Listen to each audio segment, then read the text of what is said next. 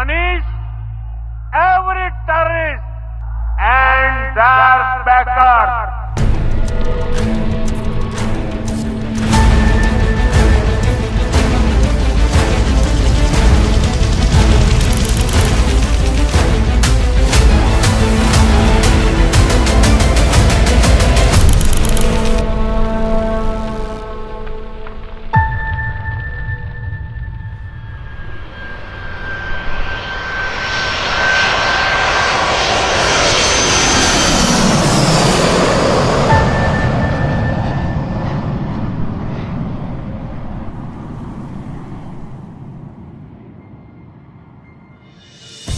Operation Sindoor केवल एक सैन्य कार्रवाई नहीं, बल्कि यह भारत सरकार के होल ऑफ गवर्नमेंट अप्रोच का जीवन प्रमाण था, जहां पॉलिटिकल विल और मिलिट्री पावर ने आतंकियों पर एक साथ निर्णायक प्रहार किया। हमारी सेनाओं ने अद्वितीय समन्वय, साहस और सटीकता के साथ यह सिद्ध कर दिया कि जब आवश्यकता पड़ती है तो हमारी सेनाएं किसी भी दुस्साहस का मुंहतोड़ जवाब देना जानती हैं। यह ऑपरेशन इस बात का सबूत है कि नया भारत हाथ पर हाथ धरकर नहीं बैठता, बल्कि पक्की रणनीति, मजबूत संकल्प और पूरे सामर्थ्य के साथ दुश्मन को उसकी भाषा में ही जवाब देता है। ऑपरेशन सिंदूर ने यह स्पष्ट कर दिया कि जरूरत पड़ने पर भारत न तो समय देखता है और न ही कोई सीमा। भारत अपने द्वारा तय की गई समय सीमा में दुश्मनों को नष्ट नाबूद करने की ताकत रखता है। ऑपरेशन सिंदूर केवल दुश्मनों पर जीत की कहानी नहीं, बल्कि उस आत्मविश्वास का प्रतीक है जहां 140 करोड़ भारतीयों की इच्छा शक्ति हमारे सैनिकों के साहस में बदल जाती है। ऑपरेशन सिंदूर ने यह भी सिद्ध किया है कि आत्मनिर्भर भारत केवल एक संकल्प नहीं, बल्कि हमारी सैन्य शक्ति का आधार बन चुका है। स्वदेशी तकनीक, अपने संसाधनों और अपने संकल्प के बल पर भारत आज न केवल अपनी रक्षा कर रहा है, बल्कि दुश्मनों पर डिसाइसिव एज भी बना रहा है। India has faced relentless terror attacks for over 3 decades. These attacks have been sponsored by Pakistan. As part of its state policy, Pakistan has recruited, trained, equipped and assisted terrorists to undertake attacks in India through terror organizations, including Lashkar-e-Taiba and Jaish-e-Mohammed.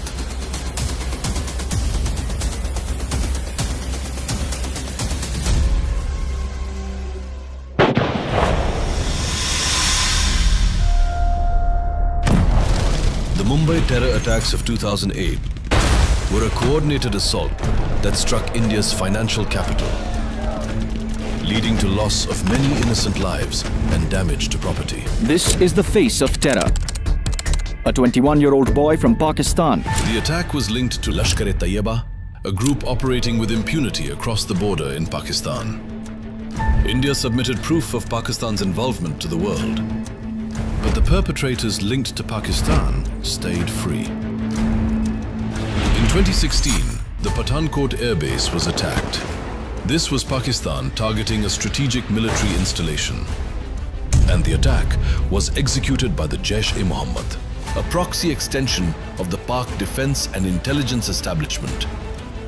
Terrorists were neutralized by Indian Defence Forces at the base itself. India chose diplomacy, seeking joint investigation, but Pakistan's inaction exposed its duplicity. That same year, in a pre-dawn strike, heavily armed terrorists attacked the Uri army base, killing soldiers. This attack was linked to Jaish-e-Mohammed and marked one of the deadliest assaults on the Indian army. आतंकवादी कान खोल के सुन ले, यह देश इस बात को कभी भूलने वाला नहीं है।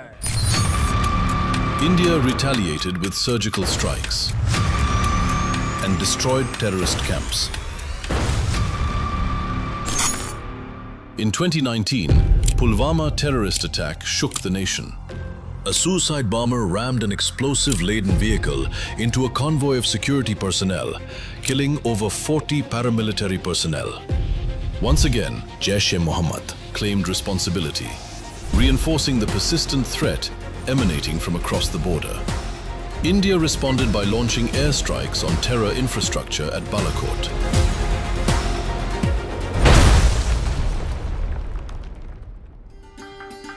Jammu and Kashmir had witnessed a remarkable transformation after the abrogation of Article 370. This progress, however, posed a direct challenge to Pakistan, who had inimical designs and was focused on using terrorist groups to keep the region unstable. Therefore, on April 22, 2025, the Pahalgam attack was not just an act of terror.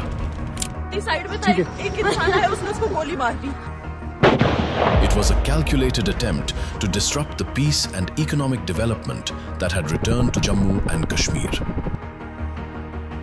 The terrorists, who were trained and equipped by Pakistan, carried out the dastardly and barbaric attack at Pahalgam. Prime Minister Modi has skipped the official dinner hosted by Saudi Arabia and has decided to cut his visit short.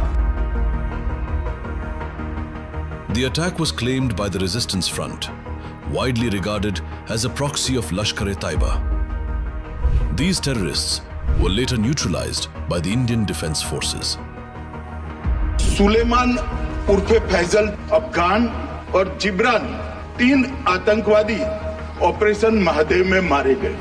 It was time that India had to send a message that terror will not go unanswered, a message that those who orchestrate violence will be held accountable, and a message that India will defend its sovereignty with clarity, capability, and unwavering resolve. For long, India has suffered the pain of Pakistan-sponsored terrorism, but it has also forged a nation that stands united against terror, resilient, determined, and prepared to act when it must. In the days that followed the Pahalgam attack, high-level meetings were chaired by the Honorable PM that discussed various options.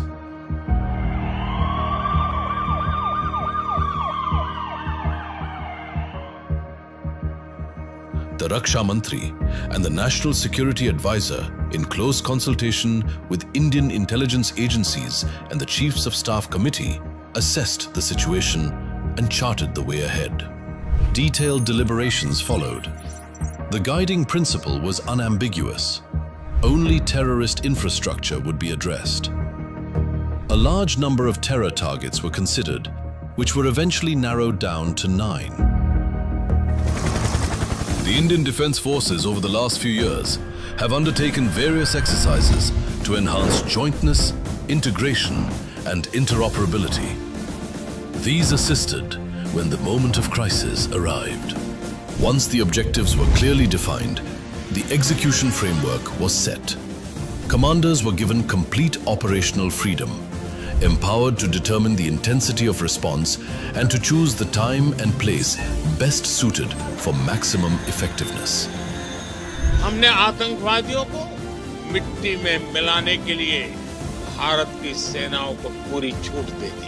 A comprehensive escalation matrix was discussed, deliberated, and clearly drawn out. This ensured that actions were not reactive, but calibrated, prepared, and controlled.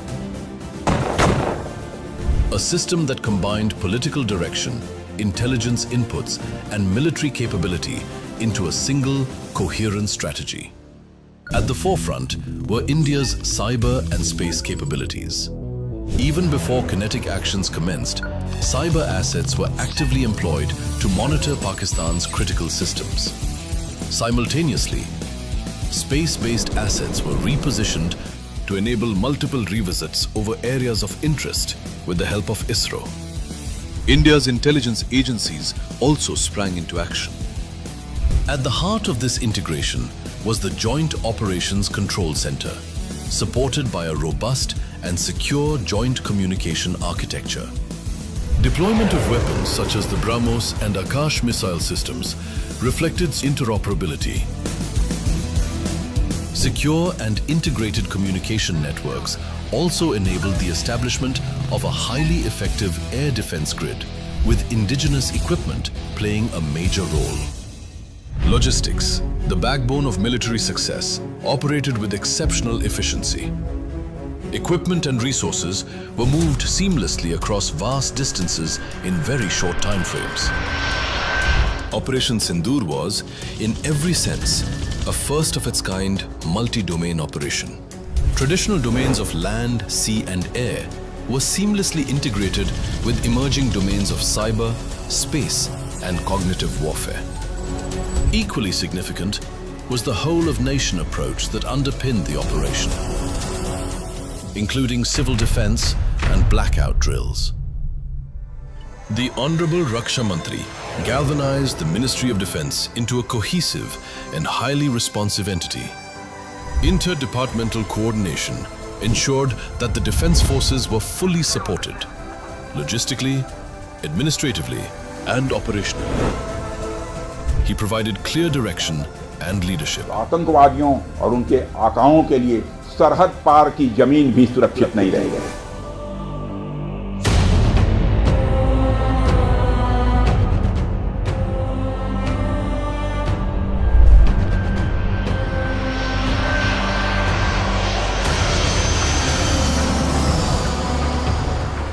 India launched precision strikes commencing at 0105 hour.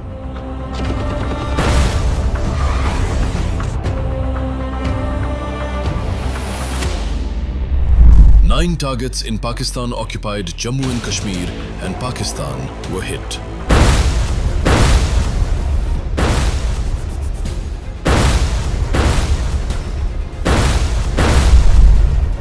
The attack lasted 22 minutes. The plan and attack timings was measured and non-escalatory to prevent civilian casualties. The strikes were backed by a silent yet potent maritime posture.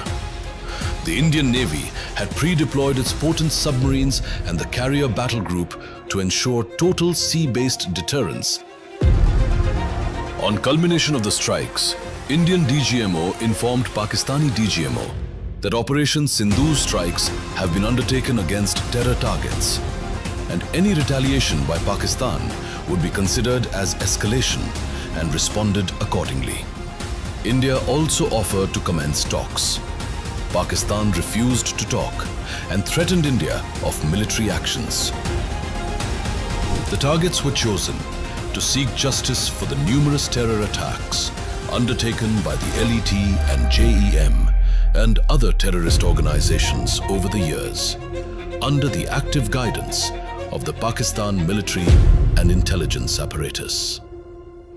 Pakistan, true to its nature, started with misinformation campaigns and peddled falsehood about India targeting Pakistani civilians to hide their inadequacies and failure.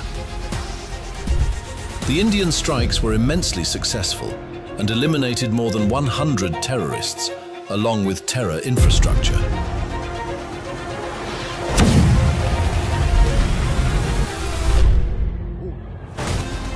Bahawalpur से इस time report कर रहे हैं आपको कि मौलाना मसूद अजहर साहब के मदरसे में 4 धमाके हो चुके हैं. The Indian Air Force has demolished all lies around Operation Sindoor, and this video shows you how terror bases were dismantled in Pakistan. India relied only on transparency, truth, and reported facts. The presence of Pakistan Army officers at the funeral of LET terrorists killed at Muridke is explicit evidence of the Pakistan state apparatus being hand in glove with the terror organizations. Rattled by India's precision strikes, Pakistan resorted to indiscriminate firing. The firing did not differentiate between India's military and civilians, and targeted local population and their property. They did not spare even religious sites. Pakistan, despite being warned, behaved irresponsibly and escalated the situation with infiltration of drones in Indian airspace and intense cross-border firing on Indian military targets. The Indian Air Defence Grid and counter-UAS deployment neutralized enemy drones, and our cross-border firing caused widespread destruction of enemy posts. Indian response thwarted the enemy actions effectively.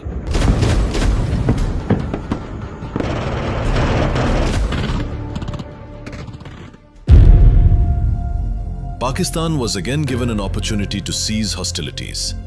Pakistan did not mend its ways and continued ceasefire violations along the line of control. It continued attacking Indian cities, airfields, troop deployments, and military installations. Once again, they targeted innocent civilians and their property. The enemy was trying to provoke India. India held its nerve and gave a proportionate response. The uncoordinated Pakistan drones were overwhelmed by India's active air defense from Kashmir to Gujarat and could not cause any significant damage. The drones were destroyed by the relentless engagements by India's air defense and counter-UAS grid. The Indian Army gave a befitting reply to cross-border firing by Pakistan. Pakistan attempted another misadventure when its fighter aircraft attempted to approach Indian airspace. It was immediately detected. The aerial package was forced to return by our alert surface-to-air missile deployments. The weapons launched by Pakistan fell intact within Indian territory. The time to respond to continued Pakistan belligerence had come. The Indian Air Force prepared for a strike into Pakistan, targeting their radars and air defense sites. The Indian Air Force attacks on Pakistan air defense radars and missiles led to vast gaps in Pakistan's aerial surveillance.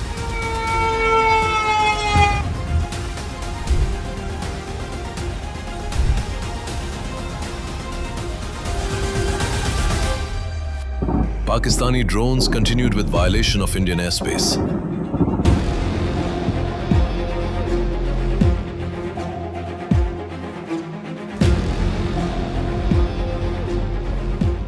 Pakistan also remained oblivious to differentiation between military and civilian targets.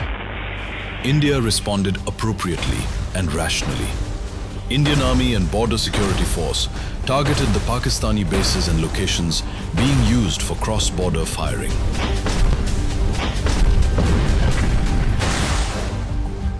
The Pakistani air defense sites were also targeted.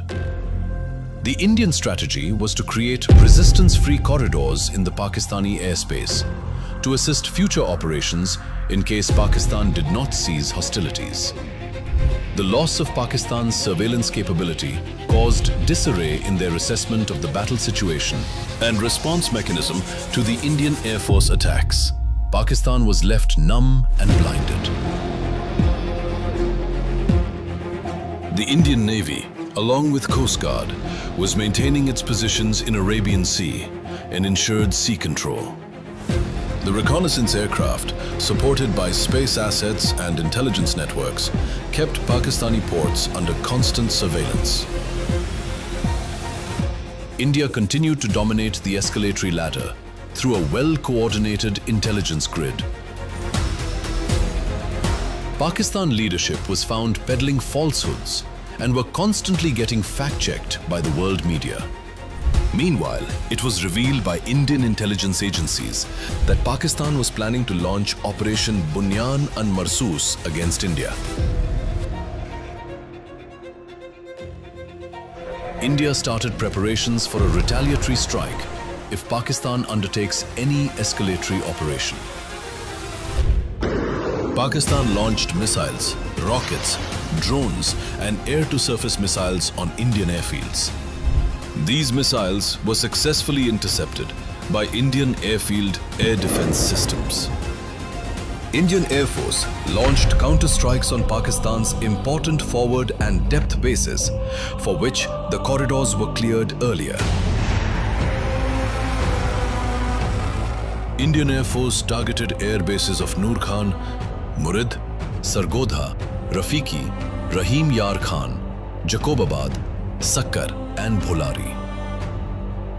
These bases were struck preemptively as Pakistan was preparing to use them for Operation Bunyan and Marsoos.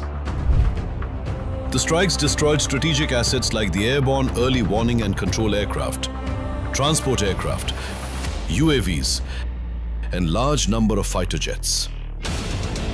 Indian Air Force's S-400 air defense system successfully targeted enemy aircraft at more than 300 kilometers. These strikes were not merely a tactical blow. It was a strategic message that India has the reach, the intent, and the means to respond decisively. बुलाड़ी airbase पे ये दो धमाके हुए हैं। वो ये सामने धमाका हुआ है। घर के ऊपर खड़ा हूँ, ये सामने अभी धमाका हुआ है, अभी।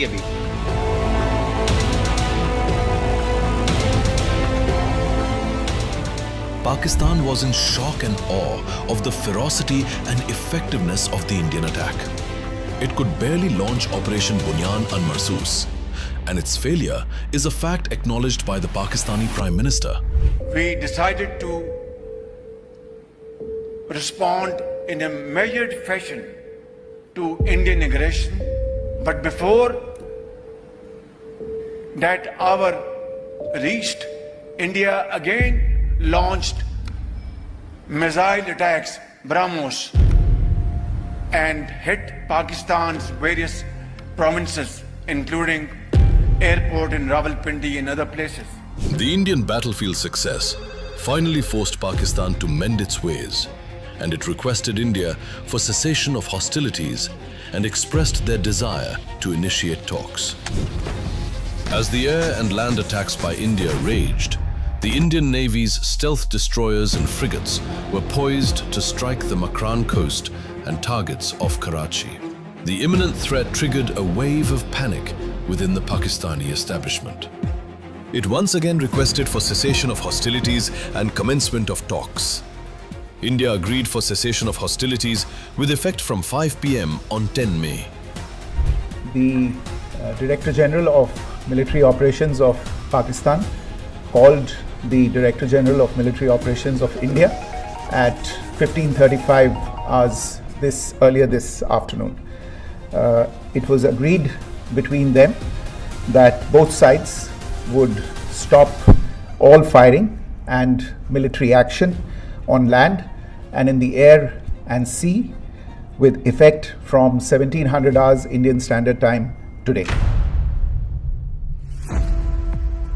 ऑपरेशन सिंदूर कोई सामान्य सैन्य अभियान नहीं है।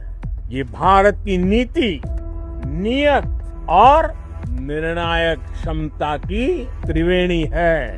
जब हमारी फौजें न्यूक्लियर ब्लैकमेल की धमकी की हवा निकाल देती है तो आकाश से पाताल तक एक ही बात गूंजती है, भारत माता की जय।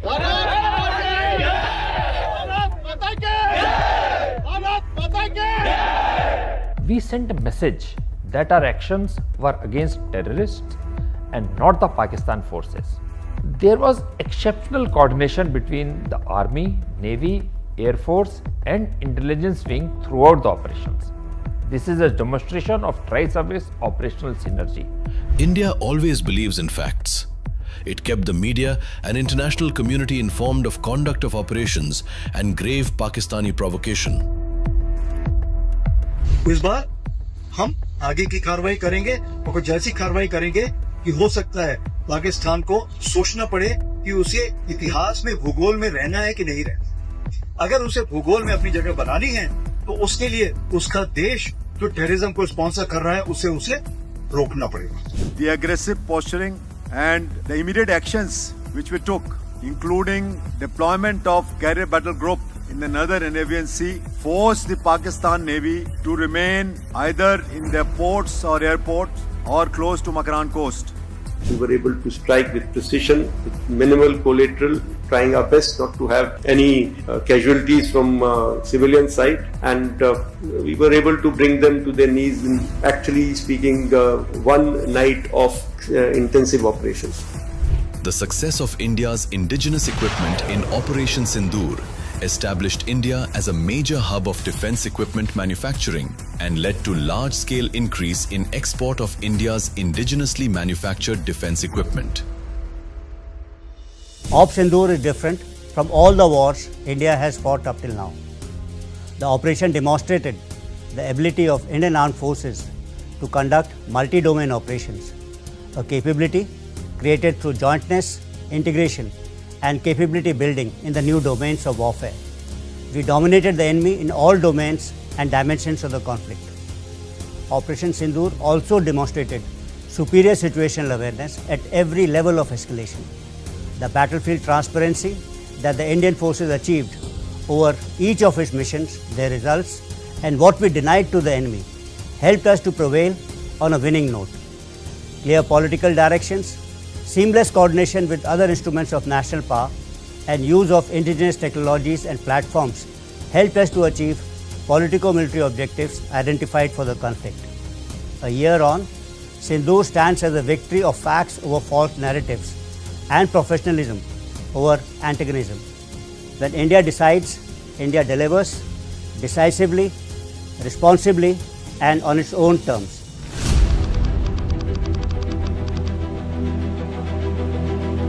पहला भारत पर आतंकी हमला हुआ तो मुंह तोड़ जवाब दिया जाए।